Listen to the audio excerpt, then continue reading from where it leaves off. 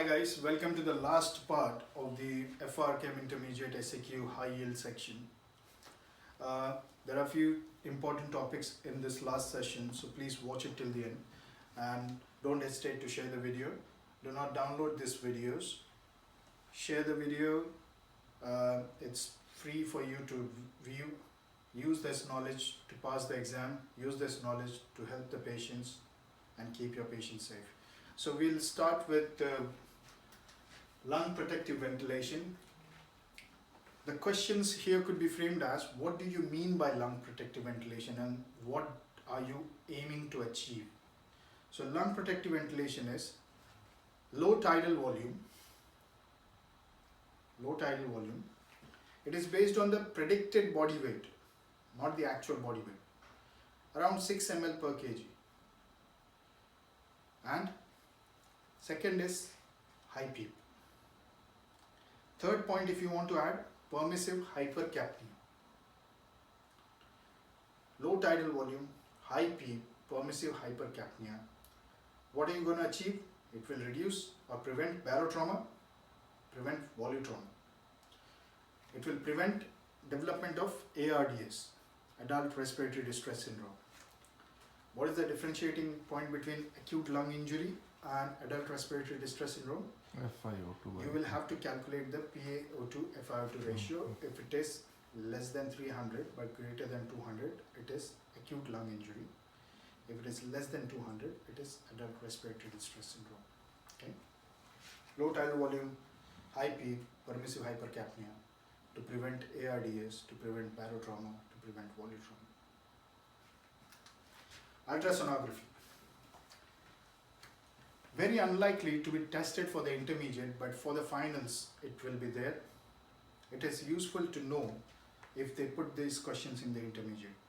All patients who come to the emergency department with any abdominal symptom, pain in the flank, urinary retention, or pain in abdomen, hematuria, please do a AAA scan. Okay? Get a AAA scan. You should know the basic functions of an ultrasound machine. There's a gain button, there's a depth button.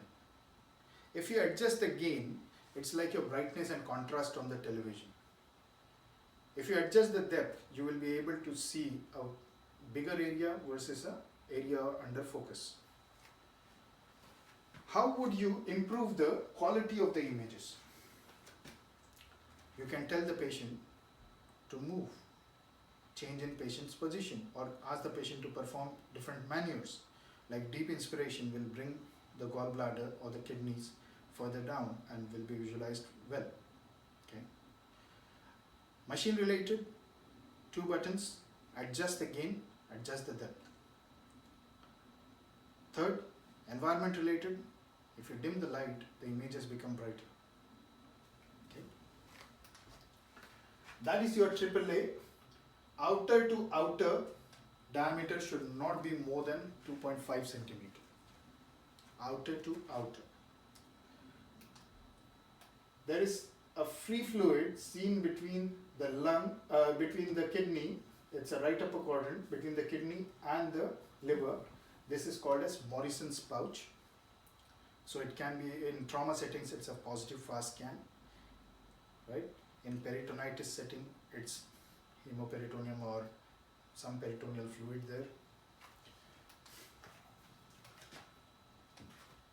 Now this is the M mode on the lungs. So when you see the pleura, it should slide normally. But if you have any doubt whether this is a pneumothorax or not, under normal circumstances, you see pebbles.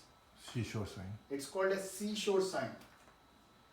And seashore should be free of cost, right? People should be able to go at the seashore. So it's normal.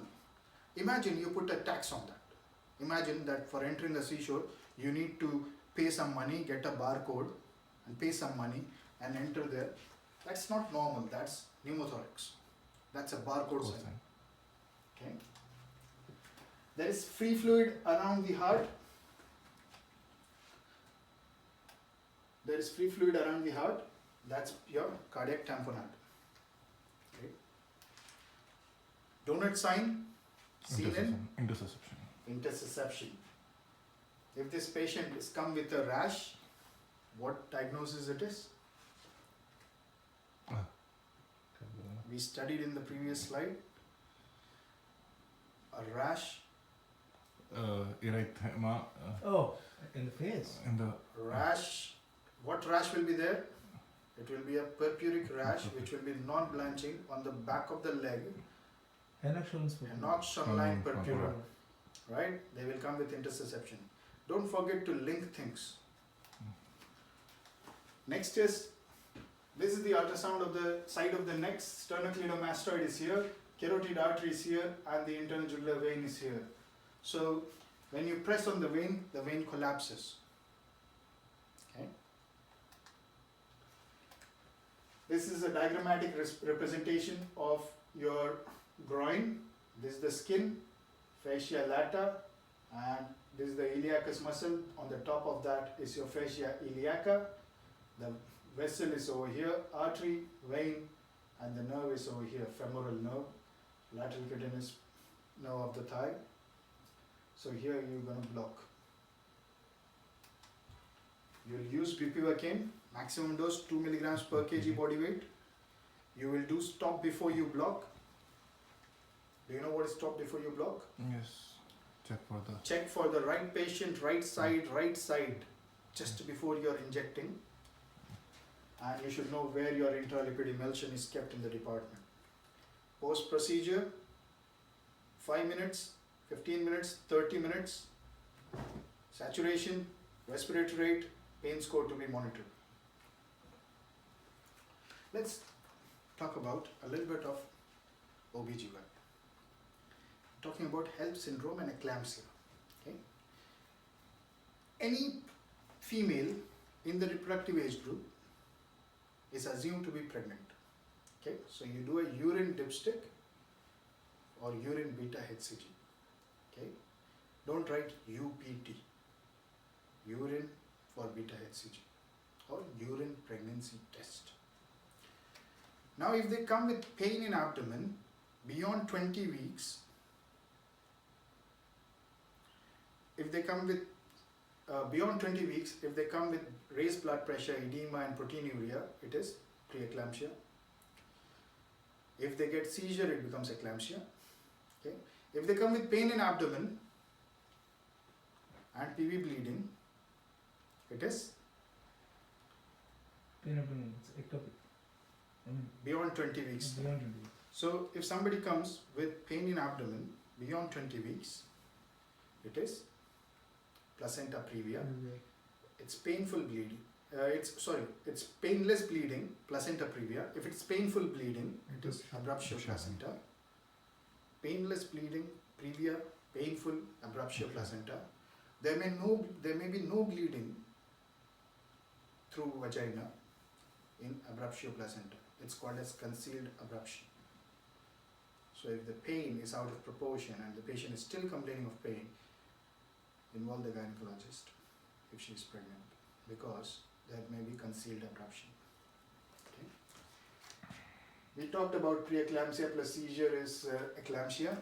You give magnesium sulfate. Medications to reduce blood pressure, labetalol.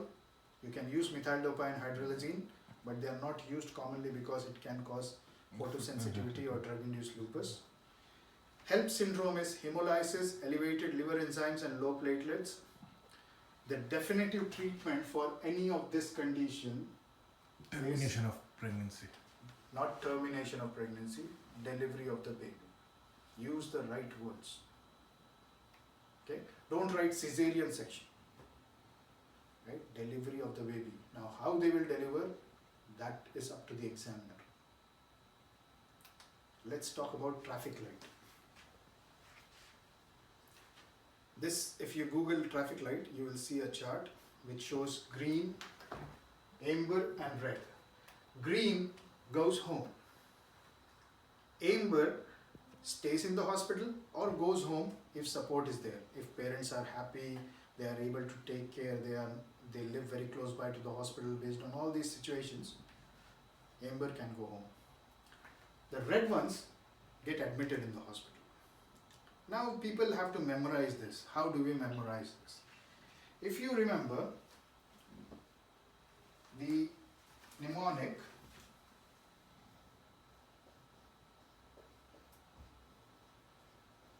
chart, CHART, color, hydration, activity, respiratory and temperature. Okay, you will remember it.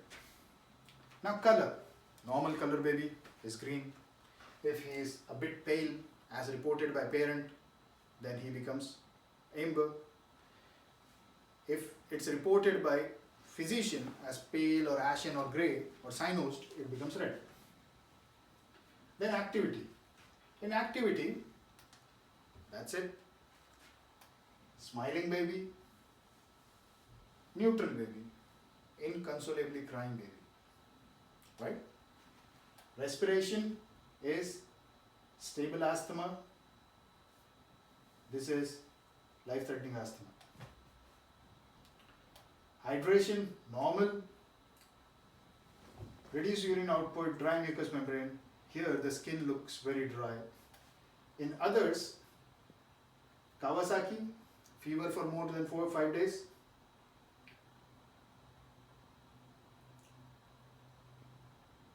This is septic arthritis. This is meningitis or status epilepticus or febrile seizures or complicated febrile seizures. Okay. Alti versus Brew. What is Alti? Apparent life-threatening event. Okay. Apparently, the caregiver feels it's a life-threatening event and then brings the child to the hospital where you examine the child, do everything possible to rule out multiple causes. So there may be causes present, right? GERD or convulsion, whatever. Okay. Brew is brief, resolved, unexplained event. Now if they ask me,